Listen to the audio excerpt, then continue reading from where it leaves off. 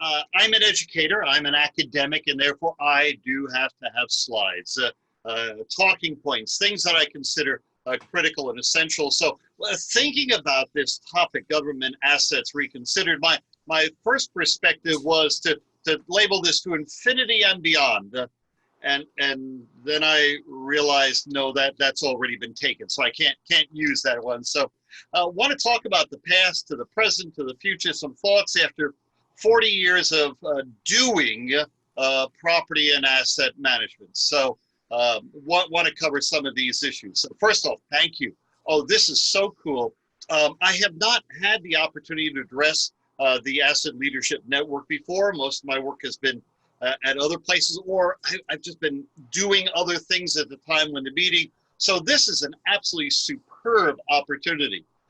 With a condition, a caveat that my work has primarily focused on the contractual requirements related to DoD government property. So I might have a slightly more focused perspective in some ways, but in other ways I've tried to broaden that out and act in a slightly philosophical nature there. So I'm going to talk about some old stuff, some current stuff, some technical stuff, some emerging stuff, some future stuff, and all within the time frame that I've been given. So some old stuff. So if we were to deal with government property with a U.S. view, certainly we could take that from the Revolutionary War. We actually have literature that talks about the problems that we as this emerging nation, as this rebellious group of hodgepodge of colonies, had concerns with acquiring property and furnishing property and making sure that it was used properly. My note there from a biblical standpoint, I won't go back as far as Genesis, that might be too far for property management, all right? There are constitutional foundations for property, for asset management, of various types that the founders realized that the ownership of property and assets was critical. Well, my knowledge in areas of expertise, as I said, was contract property, and really want to take it from post-World War II concerns. Because Jim is a good friend, I did have to clarify that no, I was not alive during World War II. He probably dates me back to the Civil War. That was meant to be humorous. But I am a student of history, and therefore that's critical that we understand history versus reliving the Santayama quote, that if we're ignorant of that history. So if I look at the history for the roughly 60 years, looking at government property in the possession of contractors, the issue has always been compliance. The baseball bat, beat them over the head, make sure that they do that. And I need to look at some of the controlling documents that were out there. Things like the Armed Services Procurement Regulation, the Defense Acquisition Regulations, the original FAR. Now, I know we talk about the SAMP a lot, and it takes us, under ISO 55000, takes a slightly different perspective there. But an interesting note that from the early days, the original days of the aspirin DAR, we took a systems approach to managing property and assets. We required the application of a property management system or systems, and this has been in place for the past 70 years. How do I find that? I'm an academic, so I go to the literature. So looking at things like the Armed Services Procurement Regs, there was actually in 1953 a manual for the control of government property in the possession of contractors. The issue with that, it was highly prescriptive. No concern about cost, no concern about value, no concern about any value added. It was telling the contractors specifically what and how to control assets. No, the word that I use there, the word used in the regulation is control, vis-a-vis a broader statement of being able to manage that stuff. Our overarching concerns, just make sure you have records and you can find the stuff. Well, there was a name change back in the late 70s that they didn't like the name ASPR, the Armed Service Procurement Regs. They changed it to the DAR, the Defense Acquisition Regulations. There was no change. The rules were the same, they just changed the name, all right? Well, then in 1984, due to a statutory requirement, we had the publication of the original Federal Acquisition Regulation, 1984. A small humorous note, the date of issuance was April 1st. My humorous note below that, perfect date for the publication of a government regulation. Sorry, Bill, I know you're responsible for the FAR, GSA. I had to throw that in there, okay? He's smiling, right? But no effort or quantum leap was made to improve the management of stuff. All they did was they took the DAR and they smushed it all together. Well, that really wasn't a cool deal. What can we do to improve this stuff? Well, starting in 1995, there was a major effort to rewrite the FAR section on government property, started by Ms. Eleanor Spector as Director of Defense Procurement, and then from an NPMA standpoint, finished by one of her own, Mr. Tom Ruckdaschel, who was at DCMA at the time, published in 2007. Wait a minute, 95, 2005, 10 years, 11 years, 12 years to rewrite a rule? Wow. Now, one of the issues there is it still required that property management system, but there were significant alterations and improvements. So I need to talk about those just for a minute. Compliance, of course, within a government rule is a fait accompli. We've got to address that. We're spending the taxpayers' might. GAO loves to write us up and tell us where we're not doing well. So compliance is always going to be an issue. But there was a streamlining of the requirements. We went from 19 clauses down to 3 and added certain issues. The issue of value was now a consideration. The issue of risk management was now a consideration. Yes, there was a continued requirement for a property management system, but in the clause, we called out the processes and outcomes, a life cycle approach that was now legitimatized in the regulation. Now, NPMA, in all of its writings from its origins 50 years ago, talked about this life cycle approach in its literature: acquisition, receiving, record, storage, movement, consumption, utilization, physical inventories, disposition. But this was the first time that it was actually called out and said, thou shalt structure, thou shalt have processes, outcomes to address this. There was also the big thing, the allowance of the use of voluntary consensus standards. Two other things, industry-leading practices and commercial practices, but I really like the issue of voluntary commercial consensus standards. Why? It was driven by law that said, yo, stop using DoD military specifications when a commercial application, a voluntary consensus standard could be used. We, in point of fact, within DoD had military specs and military standards for fruitcake, for T-shirts, really, for brownies. Hello, why would we need something to that specificity when in point of fact those were commercial items? So really interesting concern there. 2007, and here we are in 2020, in my opinion, a lot's changed. And it might be time for a refresh, to look at some new things, to possibly say, wait a minute, what about this? What about that? What about ISO 55000 and its additions that are there? Might be an interesting time. Some other old stuff. We had the Chief Financial Officer Act of 1990. I know Amber loves this law dearly. It is her sole driver for exist. No, I'm kidding, Amber, right? And its requirement was to improve the government's financial management. Simply put, government property was one area called out as lacking, internal to the government. But it also impacted my area of focus, government property in the possession of contractors. Now, I have a small acerbic comment here. It took 17 years for the government in the FAR to recognize its fiduciary requirement to maintain records. Now, why do I say that? It wasn't until the 2007 FAR rewrite, okay, wait, 1990, the law was passed.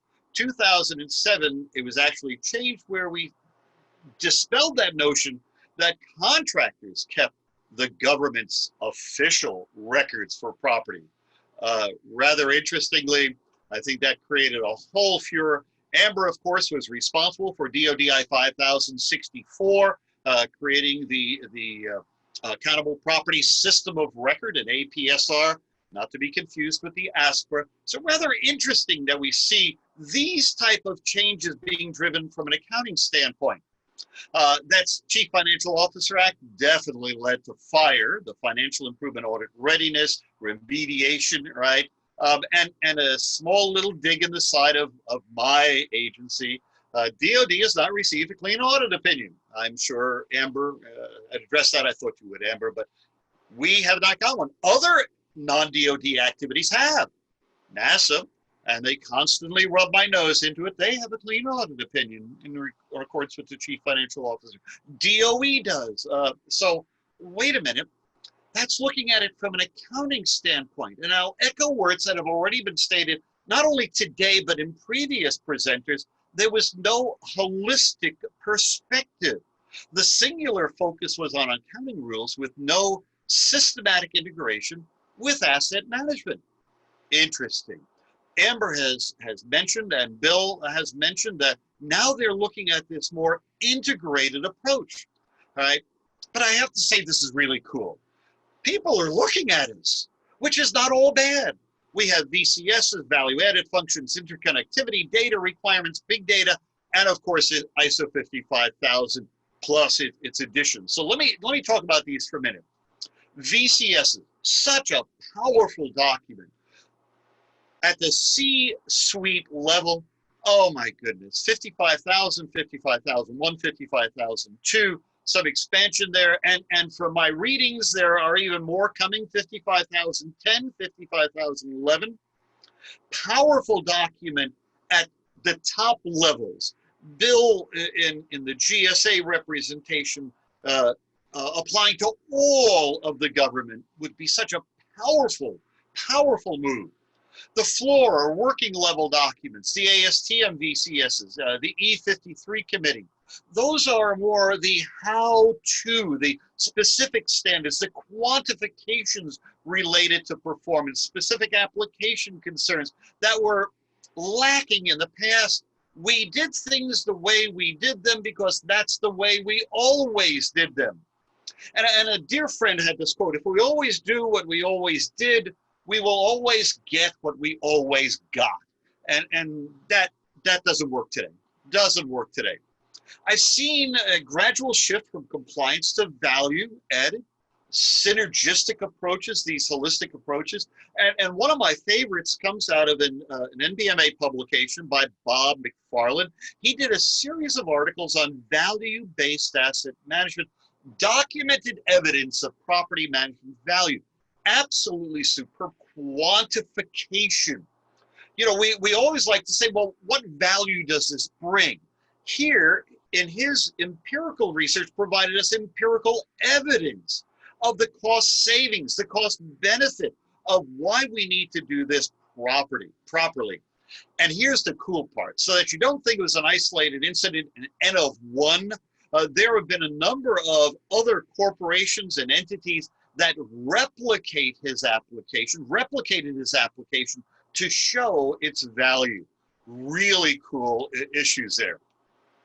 The interconnectivity of systems. One of the things that DoD did as a reactive issue due to our multiple wars in the Balkans, in Iraq, in Afghanistan, where there were very harsh concerns raised about DoD contractors, was creating these business system rules. There are 6 of them. They all overlap. I would encourage you to look at another article by Mickelson and Rockdash talking about the interconnectivity of DFAR's business system. Now I have these circular rings over there, the overlap.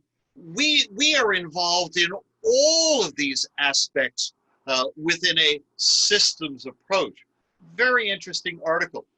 from the Procurement Integrated Enterprise Environment, the PIEE, or if you watch some commercials, I jokingly refer to it as the PIE. Okay, that one didn't go over either. Things like the IUID registry, the GFP module, where all of these data collection points now have the opportunity for interoperational ability, interconnectivity, so that we can start looking at that. Now, a shout out to Jim Dieter from day one of the virtual conference. He had a number of excellent charts listing the variety of activities involved with asset management, even more reinforcement within a DoD perspective we can see here. So, and that leads us to this issue that we now have, or will have, better access to data, big data, and that is a real driver within the corporate world today, within the advertising world, within the marketing world, within the production and supply chain management world. We're going to start having access to all of that stuff to help our world as well. As an academic, I have to cite literature, as I said before. This text was referred to me, about 10 years ago. Dieter and Fulster, I have to be able to say his name. He's got the double dot over the O, and I can never do that. Public Wealth of Nations, how management of public assets can boost or bust economic growth. In this day and age, where we are today with the pandemic going on in the United States, this is an interesting topic. The key characteristics that are there are focus on value and creating value, eliminating politics, which has been mentioned by Professor Smith on day one, which unfortunately is tough to do. Hire professionals to do this. So it may not be an issue of bringing people in at the lowest level, but rather bringing people in who have the ability, without the political issues, to run the things and make the changes that need to be made. Now, I actually pulled the text from my bookshelf here. It's a very deep book. It is not easy to get through, but I encourage you. I think you'd find it of value to see how these other countries and corporations have looked at this, viewing our assets there. So to close up, one of the areas that I really focused in on as going for my doctorate was the issue of professions. What is a profession, all right? I needed to look at that. I needed to look at some of the characteristics that were out there. So I've worked for DoD about 40 years now. And I'm sorry to say for us, the US and DoD, the leadership of property and asset management, that's my little acronym there, PAM, is often left to political perspectives, putting out fires, responding to audits, driven by, well, what's our current policy and procedure and what programs are critical? More times than not, we were reactive versus being proactive. Well, again, Dieter and Fulster's research supports hiring professionals and remove the politics. Now, Bill is at a very high level. Amber is at a very high level. Politics does play a role, regrettably. It'd be so cool if we could move away from that and do what is necessary to make our systems work there. One issue that I have to deal with is the issue of education and training. So when I was hired back in 1978 as a lowly GS5, we went by the OPM Handbook X118. It is still out there today. We can look at that and see that structure there. I'm sorry, I have a problem with that. The OPM personal standards do not even recognize asset management. Wait a minute, what have they been doing? I'll show you what they've been doing. It is a 1940s task-based standard, latest iteration, June of 1970, saying, okay, property people do this, do the other thing, do that. And you can see it, there's the link there. In 2020, we are still using the same standard. Uh-oh, wait a minute. And what I found, though, because I'm involved with other entities, this little organization over in Great Britain, the United Kingdom there, has this government property profession. There's their link. And as a career framework, they have a very logical, orderly progression up the roles, and they ultimately become a profession. They become those professionals that lead the government. I'd encourage you, take a look at it. Really interesting standard that we could learn from, that OPM could learn from in that regard. So really, we're still using a 50-year-old classification standard. Got a problem with that, small problem. OPM, in my opinion, is using a horse and buggy. We need to move to alternative fuels vehicles, right? So get contemporary. So talked about this issue of characteristics of a profession. Professionalization. I have seen this huge quantum increase of our professionalization. And here are the elements that Cyril Houle defined it as a profession: theoretical knowledge, practical knowledge, capacity to solve problems, formal training and education. And you've heard those questions being raised about training and education, credentialing, self-enhancement. Notice I haven't read public acceptance with an asterisk. Ethical practice, penalties, other things, right? Public acceptance, I think, is our weakest area. People don't know exactly what it is that we do on the grand scale, and sometimes even on the small scale. So my challenge in regard to the future is to influence and implement the use of an asset management system with asset leadership in place and working. For the US government, I want it across the board. I want it across the entire enterprise, across the entire spectrum. Hey, Bill, here's your assignment for next week. You can do this in a week, all right? Now, not just Department of Defense, but the entire US government in all aspects of asset management. And not to sound religious, because people say I get up on my soapbox every once in a while, maybe we all need to become asset management evangelists. I've listened to some of the speakers over the past few days, and wow, what they are preaching in some quarters might be viewed as heresy. But for us who live this on a day-to-day basis, this is our challenge, this is our improvement. So with that said, look, guys, I encourage the Asset Leadership Network and all other related professional associations we've heard about, NPMA, and their leaders and members of each of us to continue to fight the good fight, show our value, show our worth, showing the impact proper asset management can have when given its rightful due and attention from the worker on the floor to the highest level of the boardroom and the government. Point of contact, ladies and gentlemen, that's me. I got a haircut for this presentation, so my hair's not as long on the caricature.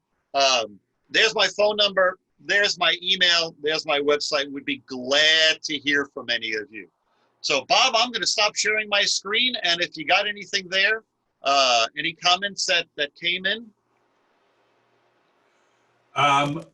Yeah, we've got some coming in, Doug. Thank you very much. Equal amounts of information and exuberance, which I very much appreciate. I have a question for you as these other ones come in, and that is, as an educator and been doing this, for about as long as Moses has been around. I think people have often accused you of looking like Moses and having the wisdom of Moses as well, I might say. But if you started a new training class today, you've got a clean sheet of paper. You can educate asset management professionals on anything that was on your mind. What would it be and why? What would the class consist of, and how would you deliver it, and why is it important? Wonderful. Oh my goodness, you've made me king of the forest, huh?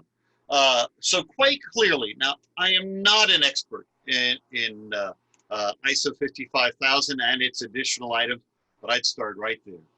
I would start right there as the opening salvo, as the opening volley, explain its requirements, explain its applications. Second, then, go to the other voluntary consensus standards that are out there. And then if this was dependent upon the form and structure of, say, a regular semester class, take that then through the life cycle processes as application that serves value to that. But certainly in this day and age, you got to put the ISO 55000 at the very top level, right? Very top level. I can see the chat box there. mea culpa if I called it the Federal Acquisition Requirements. Oh my goodness, you'd think I know that since 1984. Sorry, Mike. I'll fix that on the next slide. For those of you who made disparaging comments, Dave, about Ohio State University, right? Every dog has its day, and yes.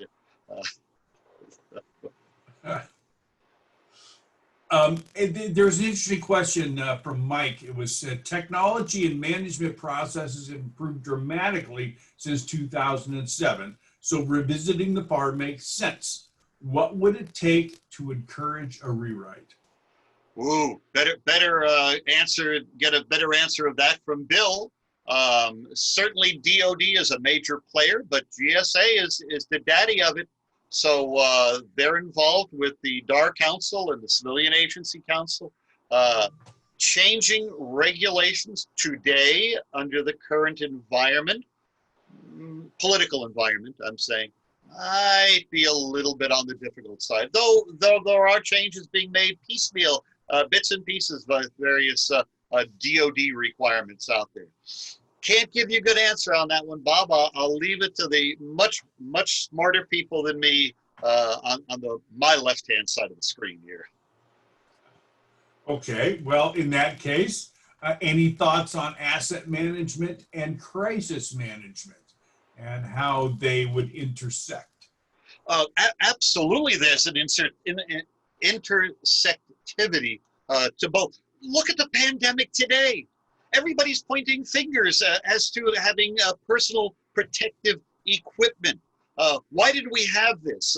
Well, what were the planning stages to handle that crisis? How much could we acquire beforehand? How much could we store? And what would the cost be associated with storing that? What would the supply chain management look like, and what could we do to acquire things of that nature? We've seen these hurricanes come barreling through, and our prayers have to be with New Orleans and the states in the South that are facing hurricane after hurricane. What do we need to do, and how does FEMA look at asset management and the ability to pre-position, the ability for rapid deployment? Oh my goodness, crisis management and asset management, they go hand in hand, because if you fail on one, you're going to fail on the other. And I think we saw that a little bit with the pandemic, that we did not have things like the ventilators in sufficient quantity to provide.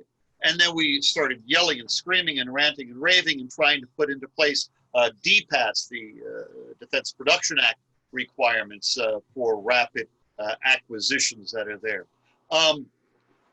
We all like to think everything's going to go along fine, but the real world is bad stuff happens. Right? So, cool issue. Okay, well, we're kind of at the end of our time, but there are two public service announcements that I'd like to make. One is that highlight, you referenced the Wealth of Nations earlier, and Dag Detter, who's the author of that, actually presented at the ALN's Asset Management Forum, or Asset Leadership Forum in 2016 at the National Academies. Oh my! So he was, and I was there, and I recall it, and it was a very interesting discussion. And in person, he simplifies the book quite a bit. It's much easier to get through listening to him. It's a tough one. Yeah, the second public service announcement comes from Marty Rowland, and he says ASTM, and this is regarding your professional discussion when you're talking about the making asset management a profession. And he says ASTM E3210 infrastructure management is all about public acceptance.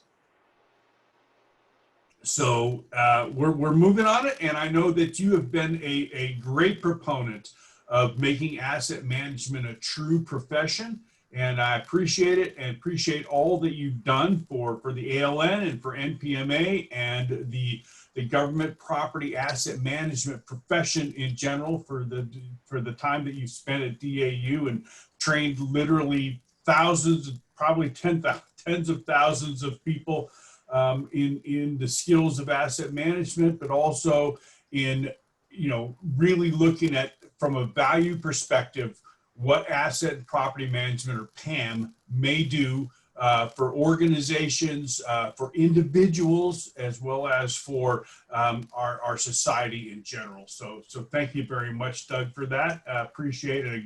As always, great presentation. Thank you for that.